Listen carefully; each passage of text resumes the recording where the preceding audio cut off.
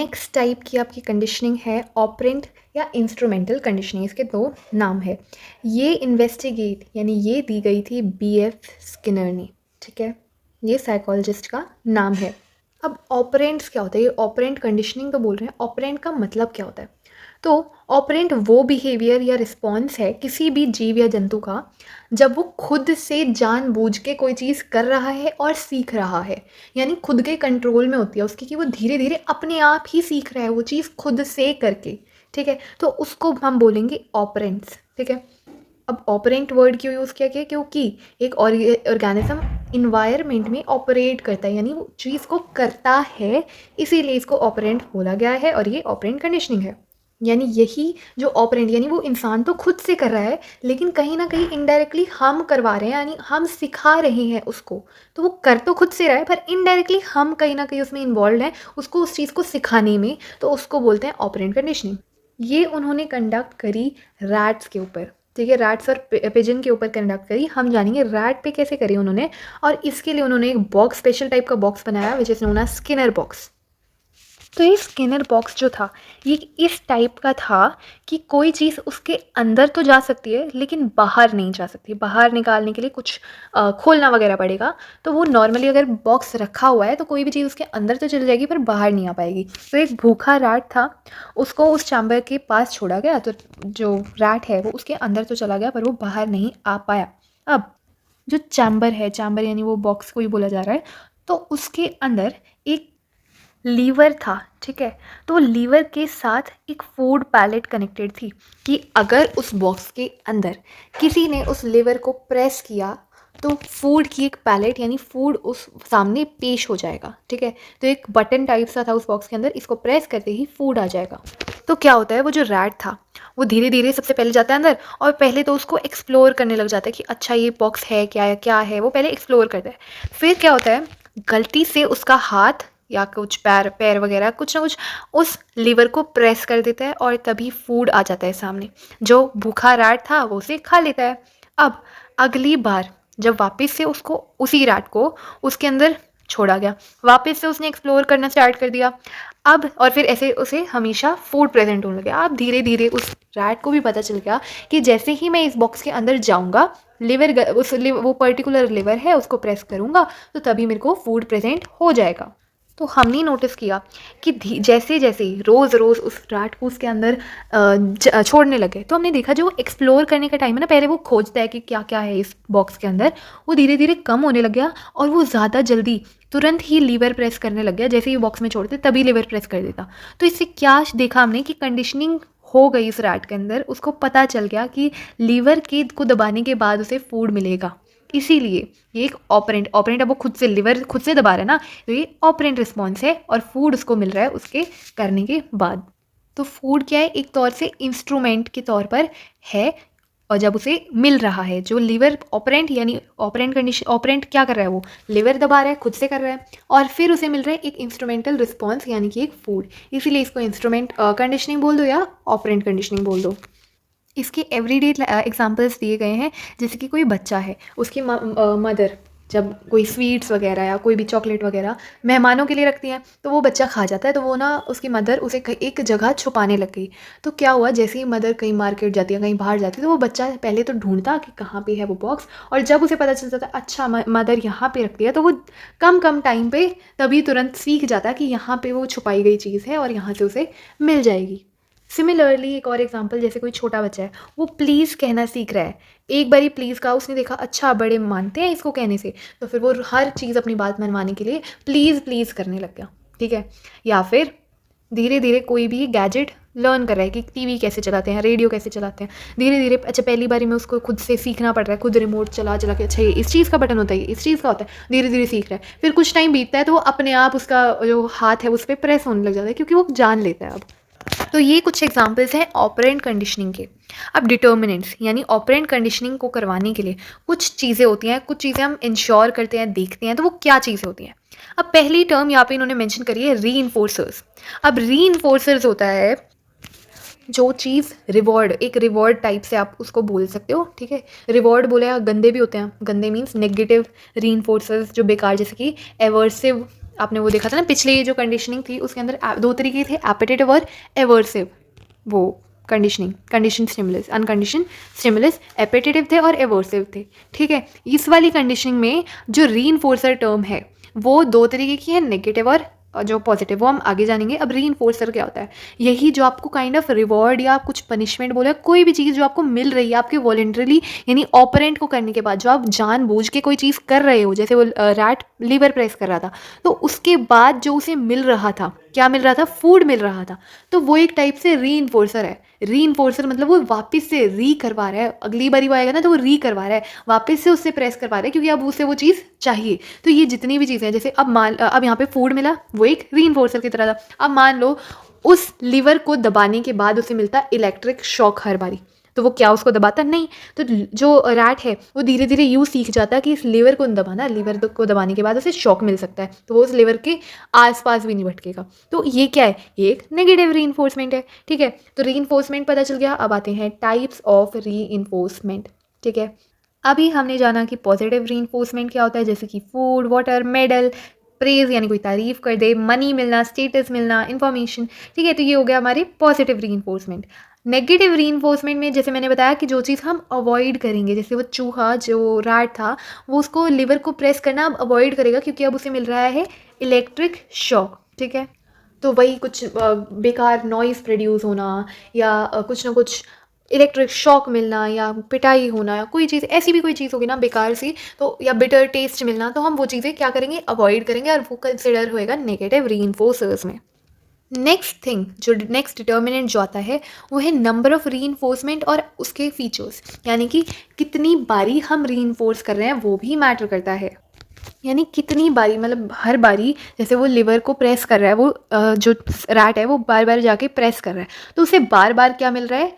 जो फूड है वो प्रेजेंट किया जा रहा है। अब नंबर ऑफ़ रीइंफोर्समेंट यानी इसे कह लो नंबर ऑफ़ ट्रायल, एक तौर से वो भी मैटर करता है। अगर हम 2 दिन उसको रीइंफोर्समेंट दे देते हैं, 2 दिन उसको फूड प्रेजेंट कर देते हैं, तो क्या उससे फ़र्क पड़ेगा? नहीं पड़ेगा। लेकिन यही अगर हम उसे उसके साथ कंटिन्यू करें लगभग 2 हफ्तों तक, तो डेफिनेटली मैटर करेगा, तो वो सीख जाएगा ना। तो नंबर ऑफ़ रीइंफोर्समेंट भी मैटर करता है। और दूसरी चीज़ होती है कि अमाउंट ऑफ़ रीइंफोर्समेंट। अब पिछले जो कंडीशनिंग थी उसके अंदर भी था कि इंटेंसिटी मैटर करती है, यानी कि अगर जैसे फूड है, लिवर प्रेस करने से फूड मिल रहा है, अब यहाँ कोई चपाती प्रेजेंट हो रही है रैट को, और यहीं उसको चीज़, अब सुना है ना जैसे चीज़ पसंद है रैट को, तो चीज़ प्रेजेंट हो रही है, तो किस में वो ज़्यादा जल्दी सीखेगा? ऑफ कोर्स चीज़ में ज़्यादा जल्दी सीखेगा। तो वो अमाउंट भी मैटर करता है, उसका इंटेंसिटी भी मैटर करती है, चाहे वो एवर्सिव और एपेटेटिव, तो अब उस कंडीशनिंग में बोलेंगे। इसमें हम क्या बोलेंगे? रीइंफोर्समेंट। तो ऑपरेंट कंडीशनिंग में चाहे वो नेगेटिव रीइंफोर्समेंट हो चाहे पॉजिटिव हो, उसकी इंटेंसिटी मैटर करती है, या एक तरीके से क्वालिटी बोलो। Next is schedules of reinforcement. आप इस शेड्यूल में आ जाते हैं 2 तरीके के रीइंफोर्समेंट। अब ये क्या होता है शेड्यूल? अब जैसे आप टाइम टेबल बनाते हो तो शेड्यूल सा बना लेते हो ना, इतने बजे मिलना है, फिर मेरे को इतने बजे पढ़ाई करनी है, इतने बजे करनी है ना, वो शेड्यूल भी मैटर करता है। अब मान लो कॉन्टीन्यूस रीइंफोर्समेंट पे आते हैं, कि अगर जो रैट है उसको रोज़ मिले जा रहे हैं, मतलब वो रोज़ लीवर प्रेस कर रहे हैं, रोज़ उसे वो फूड मिलता जा रहा है। ठीक है, रोज़ जाएगा, लीवर प्रेस करेगा, रोज़ उसे मिलेगा। ठीक है, दूसरा है पार्शियल रीइंफोर्समेंट। उसके अंदर आता है कि कभी उसे मिल रहा है और कभी नहीं मिल रहा है, यानी कभी वो जब लिवर को प्रेस कर रहा है तो जैसे आज मिल गया, कल मिल गया, परसों नहीं मिले, फिर तरसों मिल जाए, तो वो पार्शियल, कभी मिल रहा है कभी नहीं मिल रहा है।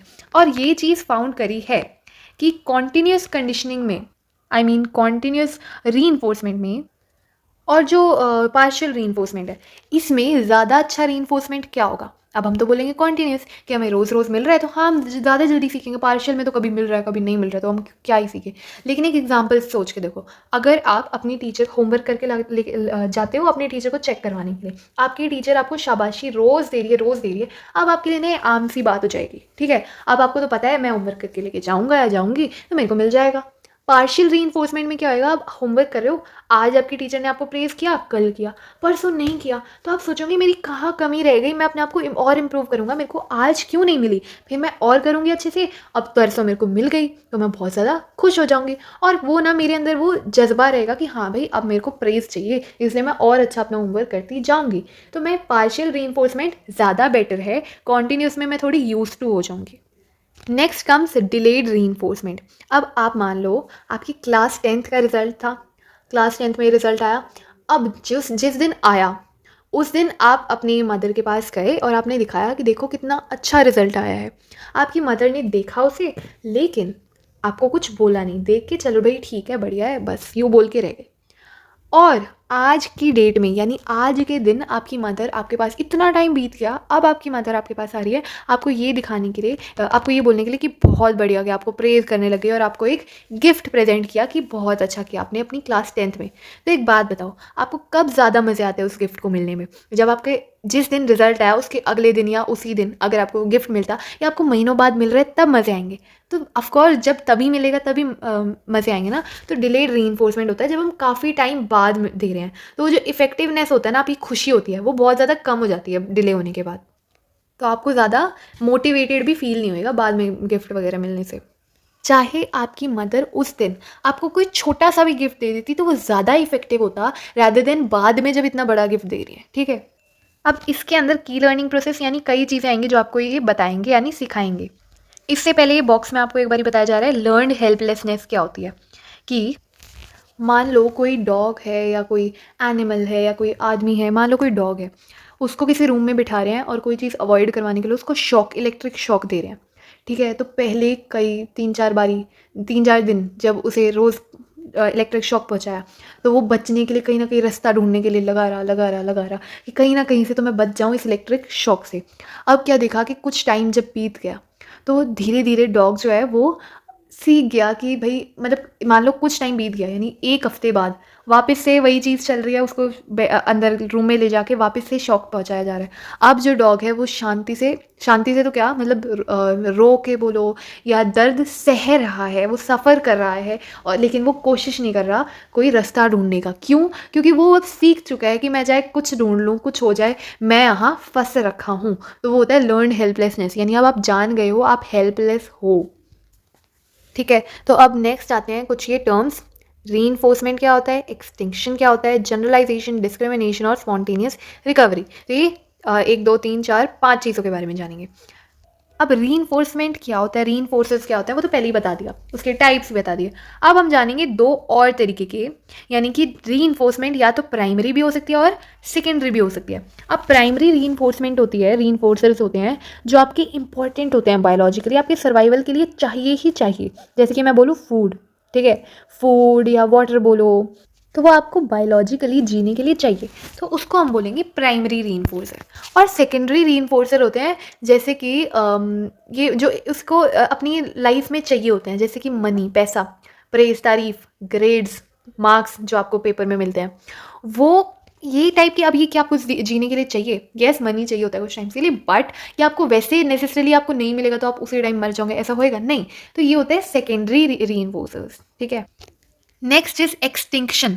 एक्सटिंक्शन, अब मैं बोलूँ कोई एनिमल जैसे डोडो एक्सटिंक्ट हो गए हैं, तो एक्सटिंक्ट का मतलब क्या है, यानी वो गायब हो गए हैं, वो इस दुनिया में अब और नहीं रहे हैं। यही लर्निंग में भी यही होता है एक्सटिंक्शन का मतलब, यानी कि disappearance of a learned response. हम कोई चीज़ भूल गए हैं या कोई चीज़ अब हमारी जो हम सीखी थी हमने अब नहीं रही है हमारे दिमाग में या हम जो हमारे बिहेवियर में, due to removal of reinforcement, यानी कि हमने उसे रिवाइज करना छोड़ दिया, हमने उसे सीखना छोड़ दिया। अब तो काफ़ी ज़्यादा टाइम बीत गया है तो वो एक्सटिंक्ट होना शुरू हो जाएगा, नहीं डिसअपियर होना शुरू हो जाएगा। Learning shows resistance to extinction. Resistance यानी रुकावट टू एक्सटिंक्शन, यानी आपने कोई चीज़ लर्न कर रखी है तो वो आपको भूलने नहीं देगा। मतलब ऑफकोर्स भूलते तो हैं पर लेवल ऑफ रेजिस्टेंस मैटर करता है ना, कि अगर आपने मान लो बहुत अच्छे से कोई चीज़ याद करी है तो ज़्यादा आपका दिमाग ज़्यादा रेजिस्ट करेगा उसको भूलने के लिए, यानी कि कोशिश करेगा कि नहीं भाई नहीं भूलना है, ये तो आपने बहुत अच्छे से याद किया था। या कोई चीज़ आपने हल्की फुल्की याद करी थी तो वो फिर वहाँ पे कम रेजिस्ट करेगा एक्सटिंक्ट, यानी वो ज़्यादा जल्दी आप भूल जाओगे, ठीक है। नेक्स्ट इज जनरलाइजेशन या डिस्क्रिमिनेशन। अब अगर मैं बोलूँ कि आपको या कोई छोटा बच्चा है उसको हम सिखा रहे हैं कि जो बियर्ड में लोग होते हैं ना, बियर्ड में आदमी होते हैं और जिन्होंने ब्लैक कपड़े पहने होते हैं, वो ना आपको ब्लैक शर्ट पहनी होगी, वो ना आपको किडनैप करेंगे, तो अगर आप उन्हें देखो ना तो जल्दी से घर भागाना, ठीक है। ये चीज़ आपने सिखा दी किसी छोटे बच्चे को। तो अब क्या होएगा, नेक्स्ट टाइम अगली बार जब वो छोटा बच्चा किसी ब्लैक शर्ट पहन रखी है मान लो, या टी शर्ट पहन रखी है किसी ने, और बियर्ड में है वो, तो उसको देख के जल्दी से भाग जाएगा डर के मारे।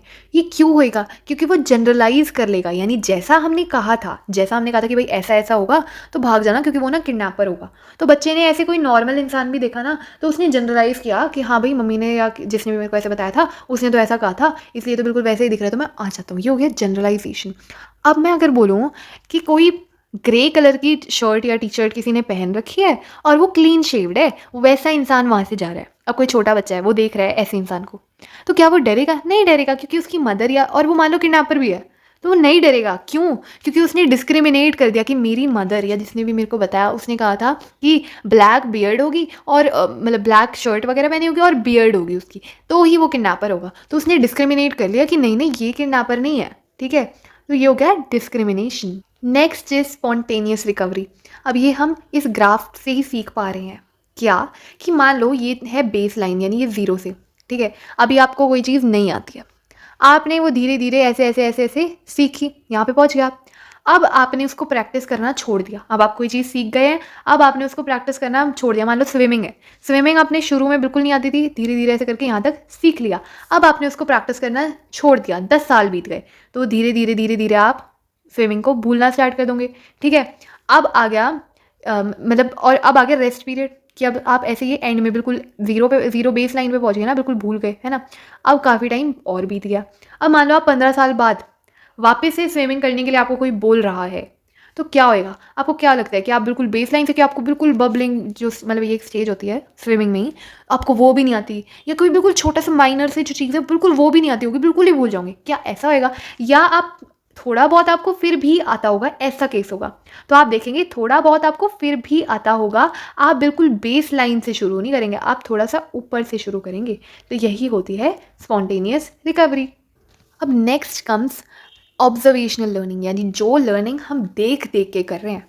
इसमें पहली टर्म आ गई इमिटेशन। अब इमिटेशन होता है कि कोई चीज़ हम मान लो किसी ने हाथ ऊपर किया, हमने वही हाथ ऊपर कर लिया, कोई रो रहा है हम भी रोने लग गए, बिल्कुल कॉपी करना, वो होता है इमिटेशन, ठीक है। ये छोटे बच्चे ज़्यादा करते हैं, ठीक है।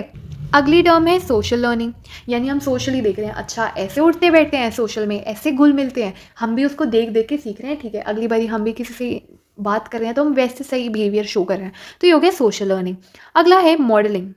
मॉडलिंग काइंड ऑफ हो गया कि आप किसी को देख रहे हो, अपने अंदर वो चेंज ला रहे हो, थोड़ा सा अपने आप को और बेटर इंप्रूव। आप बिल्कुल कॉपी नहीं कर रहे आप, लेकिन आप थोड़ा थोड़ा उसका पोर्शन, मान लो किसी को देख रहे हो कि ऐसे करते हैं, ऐसे पढ़ाई ज़्यादा अच्छे तरीके से होती है, आप नेक्स्ट टाइम कर तो अपने तरीके से ही रहे हो, बस हल्का हल्का जैसा आपको बताया गया था ना कि ऐसे थोड़ा और अच्छे से पढ़ाई होती है, तो हल्का हल्का उसे अपना रहे हो अपने आप को थोड़ा और बेटर करने के लिए, वो हो गया मॉडलिंग। अब जो ऑब्जर्वेशनल लर्निंग है वो किसी ने कंडक्ट करी थी, बांडूरा नाम के इंसान ने, तो इसको हम बोलते हैं बांडूरा एक्सपेरिमेंट। इसके अंदर क्या किया गया था कि एक डॉल थी जिसका नाम बॉबो डॉल समथिंग था, ठीक है। तो बॉबो डॉल को क्या किया गया कि 3 सेट लिए बच्चों के, 3 ग्रुप लिए बच्चों के, ठीक है।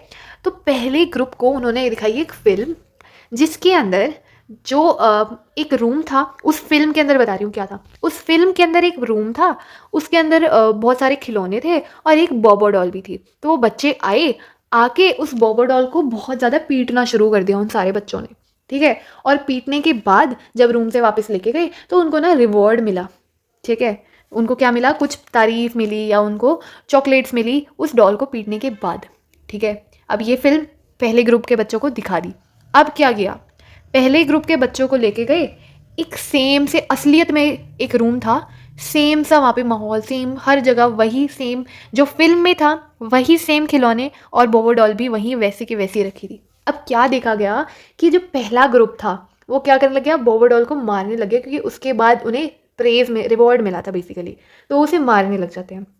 अब देखा दूसरे काइंड ऑफ ग्रुप पे बच्चों को पे आजमाया, उनको भी एक फ़िल्म दिखाई और उनकी फ़िल्म में क्या हो रहा था कि बच्चे आए वैसे ही रूम में, उसके अंदर घुसे, उस फिल्म के अंदर क्या हो रहा था, तो बच्चे आए उस रूम के अंदर और बॉबो डॉल को पीटना उन्होंने शुरू कर दिया, वही सेम चीज़ हुई। लेकिन इस फिल्म में क्या हो रहा था, जब वो रूम के बाहर गए तो उनको जो वो है रिवॉर्ड नहीं मिला, इस बार उन्हें डांटने, एक पनिशमेंट सी देने लग गए, ठीक है। तो क्या किया गया, अब जो जिन बच्चों को ये फिल्म, सेकंड ग्रुप था जिनको ये फिल्म दिखाई, उनको लेके गए वैसे से ही रूम के अंदर। अब देखा गया जो बच्चे हैं वो प्यार से रह रहे हैं बॉबोडॉल के साथ, वो बॉबोडॉल को इतना ज़्यादा मार नहीं रहे हैं।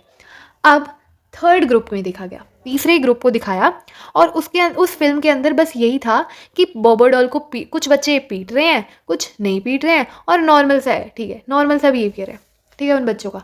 तो फिर उन बच्चों को लेके गए, जो थर्ड ग्रुप है उसको लेके गए रूम में। फिर देखा गया कि वही सेम हुआ, कुछ बच्चे मतलब नॉर्मल थे, उनको उनको ज़्यादा फर्क नहीं पड़ रहा था बॉबोडॉल से, कुछ हल्का फुल्का उस बॉबोडॉल को पीट पाट सा रहे थे और नॉर्मल से ही थे। तो हमने देखा सबसे ज़्यादा जो एग्रेसिव ग्रुप था वो पहला ग्रुप था, क्योंकि उन्होंने देखा कि उन्हें गिफ्ट मिल रहा है, रिवॉर्ड मिल रहा है उसके बाद। और जो दूसरा ग्रुप था जिसे पता था पनिशमेंट, तो सबसे पहले सबसे ज़्यादा किस में हो रहा था वायलेंस, एग्रेसिव बिहेवियर, वो ग्रुप 1 कर रहा था। ठीक है, तो यही चीज़ देखी कि जो छोटे बच्चे सीख रहे हैं, कुछ भी सिखा सकते हैं हम, वो सीख रहे हैं, जो चीज़ देख रहे हैं वही वो सीख रहे हैं। अब जो नेक्स्ट टाइप की लर्निंग है वो है कॉग्निटिव लर्निंग। अब इसके अंदर आती है 2 टाइप की लर्निंग, इनसाइट लर्निंग और लेटेंट लर्निंग। अब इनसाइट लर्निंग दी थी कॉ लर्निंग, ठीक है, ये आपको नाम क्लियर, कॉ लर्निंग, ठीक है। इसमें उन्होंने क्या किया, चिंपैंजीज थे वो लोग, मतलब एक खुले एरिया में थे, और क्या किया, एक बनाना को बांध कर, एक रस्सी से बांध कर ऊपर लटका दिया उन चिंपैंजीज के, और वो ना, उनकी चिंपैंजीज की इतनी हाइट नहीं थी कि वो उस बनाना तक पहुंच पाए, और उस एरिया में ना तरह तरह के बॉक्स और पोल्स भी रख रखे थे। अब चिंपैंजीज को वहाँ पे छोड़ रखा था। अब क्या हुआ, चिंपैंजीज धीरे धीरे बार बार कोशिश कर रहे हैं किसी बॉक्स पे चढ़ने की या खुद करने की, कैसे कैसे धीरे धीरे वो ना एक बॉक्स पे चढ़ के देख रहे, तो कूद के देख रहे, पर वो पहुंच नहीं पा रहे। फिर क्या हुआ, एकदम से किसी चिंपैंजी के दिमाग में आया, उस चिंपैंजी ने बॉक्स को एक के ऊपर एक रखा और वो बनाना तक पहुंच गया और उसने ले लिया। अब ये चीज़ क्या नोटिस करी गई कि एकदम से जब हमारे दिमाग में कोई चीज़ सडनली आ रही है, एक सोल्यूशन सडनली अपीयर हो रहा है, वो होता है इनसाइट लर्निंग। मान लो अगर आप एग्ज़ाम लिख रहे हो, आप अपना क्वेश्चन पेपर में से एग्ज़ाम लिख रहे हो, आपको भाई आप बिल्कुल भूल रखे हो, यार ये क्या है, ये तो आंसर ही नहीं आता मेरे को। फिर आप ऑलमोस्ट 5 मिनट बचे या कुछ बचे, एकदम से दिमाग में अच्छा इसका आंसर वो था, तो आप तभी उसको लिखने लगे। तो एकदम से आने वाला वो होता है इनसाइट लर्निंग। नेक्स्ट होता है लेटेंट लर्निंग। अब लेटेंट लर्निंग दिया टॉलमैन ने, ठीक है। जो टॉलमैन ने क्या किया, रैट्स, ये भी एक्सपेरिमेंट भी रैट्स के ऊपर था। उन्होंने एक मैप सा जनरेट करके दिया, क्या किया, एक मेज़ बनाई, ठीक है, भूल भुलैया टाइप से एक मेज़ बनाई। तो क्या किया, 2 ग्रुप्स थे रैट के, मतलब 2 रैट बोलो या 2 ग्रुप बोलो, ठीक है। तो पहले ग्रुप ने या रैट ने क्या किया, उसको पहले ग्रुप को छोड़ा गया उस मेज़ के अंदर। तो वो अंदर गए, एक्सप्लोर किया धीरे धीरे उस भूल भुलैया में भटक भटक के। उनको आई खुशबू को फॉलो, मतलब एंड में उन्होंने उस भूल भुलैया में रख रखा था फूड, ठीक है, टॉलमैन ने रख रखा था फूड। तो उनको खुशबू आई, वो भटक भटक के फूड तक पहुंच गए और उनको वो मिल गया। और जो सेकंड ग्रुप था उन्हें उस मेज़ के अंदर छोड़ा गया, लेकिन एंड में कोई फूड नहीं रखा हुआ था। तो वो जो रैट थे वो उस भूल भुलैया में एक्सप्लोर करते गए फिर वापस आ गए, क्योंकि उन्हें कुछ मिला ही नहीं, ठीक है। अब अगले दिन ये चीज़ वापस दोहराई गई और देखा कि जो पहला ग्रुप था जिनको पिछली बारी फूड दिखाया गया था, और जो दूसरा ग्रुप जिनको फूड नहीं दिया गया था, उनको साथ में जब छोड़ा उस मेज़ के अंदर, तो ये देखा कि जो पहला ग्रुप था ना रैट का, जिसने बस खुशबू को फॉलो किया, वो थोड़ा उन्होंने ज़्यादा टाइम लिया। लेकिन जो सेकंड ग्रुप था जिन्होंने बिना खाने के जब एक्सप्लोर किया था, तब वो लोग ज़्यादा जल्दी उस फूड तक पहुंच पाए, क्योंकि उन्होंने अपने दिमाग में एक कॉग्निटिव मैप सा बना रखा था उस मेज़ का, तो वो जल्दी पहुंचे। तो ये चीज़ नोटिस करी उन्होंने कि जब कि हम कोई चीज़ करते हैं तो ठीक है भाई, लेकिन जब हमें कोई गोल मिल जाता है ना, एक वो मिल जाता है, रीइंफोर्समेंट मिल जाती है, तो हम उस चीज़ को ज़्यादा जल्दी करने की वो रखते हैं, ठीक है, ज़्यादा जल्दी उस चीज़ को कर पाते हैं जब हमें रीइंफोर्समेंट मिलता है किसी चीज़ पे। तो ये होगी लेटेंट लर्निंग। अगली टाइप की जो लर्निंग है वो है वर्बल लर्निंग, यानी जो मुंह से बोल के हम करते हैं। अब ये भी जो है मेथड्स होते हैं इसको पढ़ने के। पहला है पेयर्ड एसोसिएट लर्निंग। अब मान लो कोई फॉरेन लैंग्वेज है, ठीक है, आप फॉरेन लैंग्वेज सीख रहे हो, आपकी लैंग्वेज मान लो हिंदी है, ठीक है, तो आप हिंदी का कोई वर्ड है उसको जोड़ रहे हो उस फॉरेन लैंग्वेज को याद करने के लिए। तो आप जो जोड़ रहे हो, एक पेयर सा फॉर्म कर रहे हो कि अच्छा पैटो मतलब डक, मतलब ये ऐसे ऐसे करके आप थोड़ा सा लिंक सा कर रहे हो। पॉट से रिलेट किया, पॉट होता है इंग्लिश में वो कोई भी ग्लास का पॉट या कुछ भी, तो वो और एक लिंक किया, पैटो होता है डक फ्रेंच में, ठीक है। तो आपने उसको सीखने के लिए एक ना पेयर सा बना लिया एसोसिएट करके एक दूसरे से। या फिर एक और एग्जांपल है, जैसे ये जो आपको लिस्ट इन्होंने इस एग्जांपल में टेबल 5.3 में आपको एक स्टिमुलस दे रखा है और एक रिस्पॉन्स दे रखा है, ठीक है। आपको बोला गया है कि ये जो रिस्पॉन्स है आपको इन सबको याद करना है, ठीक है। 2 मिनट का टाइमर दिया। अब आपको ये जो स्टिमुलस है ये तो सुना दिया, जैसे मैं बोलूँ जेन, तो अगला बंदा बोलेगा लूट। मैं बोलूँ डैक्स, तो अगला इंसान उसको बोल रहा है कोल, क्योंकि उसने पेयर में चीज़ें याद करी थी। तो अगर मैं एक बोल रही हूँ तो वो दूसरा वर्ड बोल पा रहा है। तो यही होता है पेयर्ड एसोसिएट, यानी पेयर, एक पेयर है, दो चीज़ है, तो मैं उसकी एक चीज़ बोल रही हूँ तो वो एसोसिएट कर पा रहा है, उसके दूसरे लिंक कर पा रहा है उस चीज़ को उसके दूसरे वर्ड से, और वो बोल पा रहा है। That is paired associate learning. Next आता है सीरियल लर्निंग। अब सीरियल है कि किस सीक्वेंस में याद करना है, ऐसे है इसी सीरियल में। अब जैसे आप जब छोटे थे तो आपकी मदर आपसे क्वेश्चन आंसर सुनती थी, तो आपको एक लाइन कभी कुछ बोल रहे हो कभी कुछ बोल रहे हो, ऐसा थोड़ी होता था। आप बिल्कुल सीरियल में ही बोलते थे। आपकी मदर इस द के बाद ऐसे ऐसे बोलना है, एक लाइन फिनिश होगी, इसके बाद अगली लाइन ही आएगी, आप उसकी थर्ड, मान लो 3 लाइन है उस आंसर में, तो आप फर्स्ट के बाद थर्ड नहीं बोल सकते, आप सेकेंड ही बोलोगे, उस सीरियल में ही चलोगे। तो वो होता है सीरियल लर्निंग, जब आप पूरा प्रॉपर सीरियल के अकॉर्डिंग चल रहे हैं। अगली टाइप की वर्बल लर्निंग है, और इसको ही बोलते हैं सीरियल एंटिसिपेशन मेथड, कि हम सीरियल वाइज लर्न कर रहे हैं। तीसरी चीज़ है फ्री रिकॉल। फ्री रिकॉल मतलब आपको वर्ड सिखा दिए, मान लो 10, इसको याद करो, अगली बार हम सुन रहे हैं आपसे, चलो वर्ड सुनाओ अपने, तो आप किसी भी सीक्वेंस में, फ़र्क नहीं पड़ता, कोई सीरियल नहीं है, कभी कोई वर्ड बोल रहे हो कभी कोई वर्ड बोल रहे हो, यानी फ्री रिकॉल, जैसा मर्जी पर सुना दो। नेक्स्ट है डिटर्मिनेंट्स। अब वर्बल लर्निंग में क्या चीज़ें इंश्योर करनी होती है, क्या चीज़ें देखी जाती है। पहली चीज़ है कि लेंथ से भी मैटर करता है, यानी कि अगर आपके वर्ड्स की लेंथ अगर 10 नहीं, अगर आप 20 वर्ड्स दे रहे हो, तो फिर आपका टाइम लिमिट भी फिर 2 मिनट नहीं, वो 4 मिनट होना चाहिए। तो वो जो लेंथ है वो भी मैटर करती है, और आप टाइम कितना दे रहे हो वो भी मैटर करता है। तो अगर आप ज़्यादा लंबी लिस्ट दे रहे हो तो आप ज़्यादा टाइम देंगे।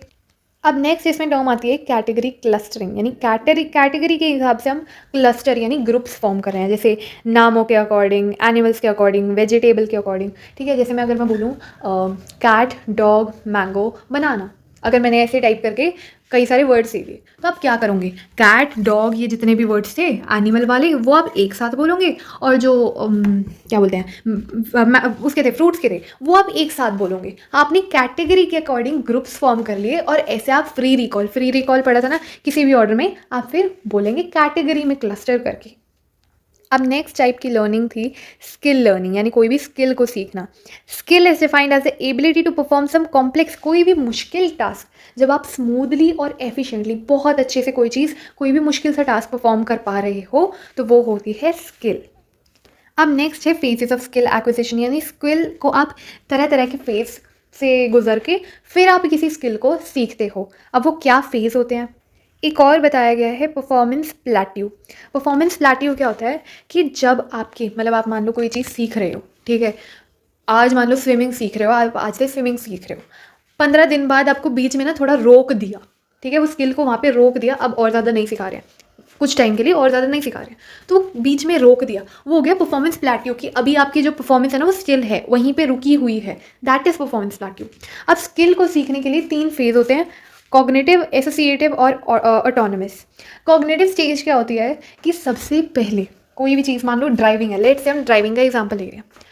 ड्राइविंग आप सबसे पहले दिमाग, आपको कोई ट्रेनर है या कोई भी सिखा रहा है, वो आपको पहले चीज़ें इंट्रोड्यूस करवाएगा, आपका दिमाग यूज़ हो रहा है, बेसिकली कॉग्निटिव में आपका दिमाग यूज़ हो रहा है, आप सीख रहे हो, अच्छा इससे ये होता है, अच्छा इससे ये होता है, आप धीरे धीरे करके पहले सीख रहे हो चीज़ें कि अच्छा ये क्लच होता है, ये होता है, ठीक है, आप इंस्ट्रक्शंस को याद कर रहे हैं।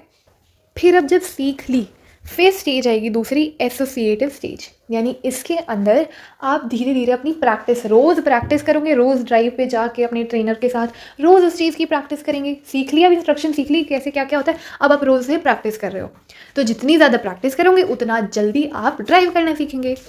थर्ड स्टेज आती है ऑटोनमस, यानी आप ऑटोमेटिक सा होने लग गया, क्या कि अब आप इतनी एफिशिएंसी आ गई उसके अंदर कि अब आप ऑटोमेटिक, अब आपको ज़्यादा फोकस करने की ज़रूरत नहीं है, अब आप गाना सुनते सुनते भी ड्राइव कर पा रहे हैं, एक हाथ से भी ड्राइव कर पा रहे हैं, तो वो हो गया ऑटोनमस फेज। अब आपको अपना ज़्यादा दिमाग, ज़्यादा फोकस उस चीज़ में लगाने की ज़रूरत नहीं पड़ रही है, तो अब आप स्किल सीख गए हैं। अब लर्निंग के कुछ फैक्टर्स ये लोग बता रहे हैं। पहला है कॉन्टिन्यूस और पार्शियल रीइंफोर्समेंट, ये हम ऑलरेडी पढ़ चुके हैं। Second is motivation. मोटिवेशन क्या होता है? Motivation is a mental as well as psychological state, वो state which arouses an organism to act for fulfilling the current need. यानी कोई भी चीज़ को करने के लिए, वो स्टेट जब कोई भी चीज़ को करने के लिए किसी भी ऑर्गेनिज्म को उस चीज़ को करने की, किसी भी चीज़ को करने की उत्सुकता हो रही है, दैट इज़ मोटिवेशन। मोटिवेशन अब इंटरनल भी हो सकता है, एक्सटर्नल भी हो सकता है। यानी कोई दूसरा इंसान या कहीं और किसी ड्रामा को देख के या कुछ और देख के या कहीं और से एक्सटर्नली जब उसे मोटिवेशन मिल रही है किसी काम को करने के लिए, उत्सुकता हो रही है किसी काम को करने के लिए।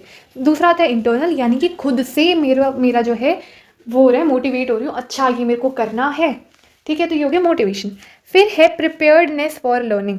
अब ये हमेशा चाहिए होता है, कभी भी लर्निंग हो रही है, जब आपका खुद का मन नहीं है किसी चीज़ को सीखने के लिए तो आपकी फिर लर्निंग हो ही नहीं सकती है। आपके पहले खुद के माइंडसेट चाहिए। अब मान लो आपको मैथ्स बोरिंग लगती है, मैथ्स आपसे नहीं हो पाती है, आप जो है आपने मन में ऐसा बिठा रखा है और आपका ही मतलब आपको ट्यूशन भेजते हैं आपके घर वाले या कहीं भी भेजते हैं सिखाने के लिए, लेकिन आप उसे खुद का ही मन नहीं है जब तक, तो आप कैसे सीखोगे उस मैथमेटिक्स को? इसीलिए प्रिपेयर्डनेस फॉर लर्निंग चाहिए होती है। Next is learning disabilities. Learning disability ये होता है एक हेट्रोजेनस ग्रुप, यानी एक ऐसा अलग सा ग्रुप जिसके अंदर किसी इंसान को या किसी ग्रुप को प्रॉब्लम आ रही है लर्न, किसी चीज़ को याद करने में, लिखने में, सुनने में, पढ़ने में, रीजनिंग करने में या कुछ भी करने में, किसी चाइल्ड को या किसी एडल्ट को प्रॉब्लम आ रही है, वो होता है लर्निंग डिसेबिलिटी। अब इसके कुछ सिम्टम्स, यानी किन लोगों में मतलब लर्निंग डिसेबिलिटीज़ कैसे डिटेक्ट, क्या सिम्टम्स होते हैं उन लोगों में। पहला है कि उनको लिखने, पढ़ने, सुनने, बोलने में ऐसे प्रॉब्लम आएगी, ठीक है। दूसरा है वो बड़ी जल्दी ADHD बोल दो या हाइपर एक्टिव होते हैं वो बड़े, उनको ना किसी चीज़ में कंसंट्रेट करने में बहुत प्रॉब्लम होगी, वो बहुत जल्दी सेकंड्स में डिस्ट्रैक्ट हो जाएंगे। एक चीज़ में तो मन लगेगा ही नहीं, कभी ये कभी ये कभी ये कभी, मतलब not even a single task, जो चीज़ उनको पसंद है उसमें भी वो डिस्ट्रैक्ट हो जाएंगे। थर्ड इज़ कि वो उन्हें यूँ नहीं पता होगा राइट क्या होता है, लेफ़्ट क्या है, अप डाउन क्या क्या कौन से डायरेक्शन है, उनको ये नहीं पता होगा, कन्फ्यूजन आएगी उन्हें टाइम का नहीं पता होगा कि अच्छा यहाँ पे जॉब पे जल्दी पहुँचना होता है, क्या पहुँचना होता है, लेट पहुँच गए क्या, उन्हें टाइम का इतना ख्याल नहीं रहेगा, ठीक है। नई जो सराउंडिंग्स होगी वो वहाँ पे ज़्यादा जल्दी अपने आप को अडाप्ट नहीं कर पाएंगे, उनको अनईजी सी फीलिंग आएगी। उनको बैलेंस कोई भी चीज़, पेंसिल होल्ड नहीं कर पाएंगे जैसे वो, ठीक है, पेंसिल को शॉर्प नहीं कर पाएंगे, उनको बैलेंस नहीं होगा, उनके बॉडी कंट्रोल नहीं होगा, वो डोर नॉब्स को हैंडल, वो साइकिल चलाना नहीं सीख पाएंगे। और ओरल डायरेक्शन, अगर मैं बोलूँ कल आपको अपनी मैथ्स की बुक लानी है या साइकोलॉजी की बुक लानी है, ये एक ओरल डायरेक्शन टीचर ने दे दी है, अगले दिन वो भूल जाएगा, वो ओरल डायरेक्शंस को इतनी जल्दी फॉलो नहीं कर पाएगा। वो रिलेशनशिप्स को मिसजज कर देते हैं, कभी कोई नॉर्मली फ्रेंडली हो रहा है तो वो मिसजज कर लेंगे कि हाँ ये कुछ और टाइप का रिलेशन है, वो मतलब थोड़ा सा मिसजज करेंगे चीज़ें। उनको बॉडी लैंग्वेज भी इतनी जल्दी समझ नहीं आएगी। उनको कई बारी तो इवन विजुअल, ऑडिटरी, इन सब चीज़ों में काइनेस्थेटिक, इसमें मिस परसेप्शन, यानी उनको थोड़ा सा ना डिफिकल्टी आएगी। अब जैसे कोई फ़ोन में बेल बज रही है या घर की घंटी बजी है, अब वो कंफ्यूज हो जाएंगे कौन सी घंटी बजी है, ठीक है। नेक्स्ट है डायस्लेक्सिया, यानी कि उनमें थोड़ी सी लर्निंग डिसेबिलिटी होगी, जैसे कि वो पी को क्यू लिखते हैं, पी को 9 लिखते हैं, वॉल्स को 100 लिखते हैं, बी को D लिखते हैं, ठीक है। तो उनको ऐसे थोड़ा सा ना कन्फ्यूजन सी रहेगी हर चीज़ में, आप चाहे कितना ही सिखा लो उन्हें, वो ये चीज़ नहीं सीख पाएंगे।